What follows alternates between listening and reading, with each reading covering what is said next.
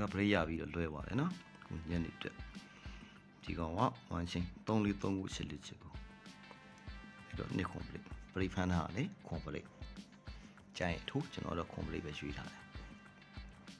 ဒီတစ်ခုကအပင်ချင်းစပင်6ချင်းမြောက်နှစ်ခွန်ပိုင်းဒီတစ်ခုက9ချင်းမြောက်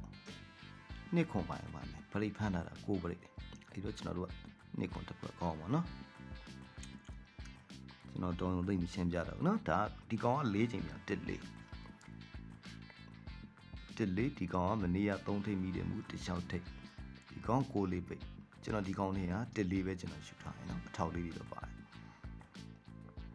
လာပြီ3ချက်ပြီခွန်9ကိုကျွန်တော်ကပရိဖန်ထားတာခွန်ပရိခွန်9ကိုအော်ပြီမဲ့ကျွန်တော်တို့ကခွန်ပရိ80နဲ့25တော့ထည့်ပြီးတော့ညနေအတွက်ကနှစ်ခွန်ပိုင်းမျိုးလိုပတ်ရှင်ပန်ပတ်ရှင်လေးကျွန်တော်ကတော့ပတ်ပြီးတော့ရှန်လိုက်မယ်နှစ်ခွန်ပိုင်းကျွန်တော်တို့ကကိုရထားတဲ့ plate ကတ်လိုက်အဲ့မဲ့နှစ်ခွန်က85ကိုကျွန်တော် main word ထည့်လိုက်ကျန်တာလေးကတော့ဒူရောအရန်လေးထူမယ်ပေါ့နော်အားလုံးပဲပြန်ကောင်းကြပါစေနော်ပို့ကြပါစေ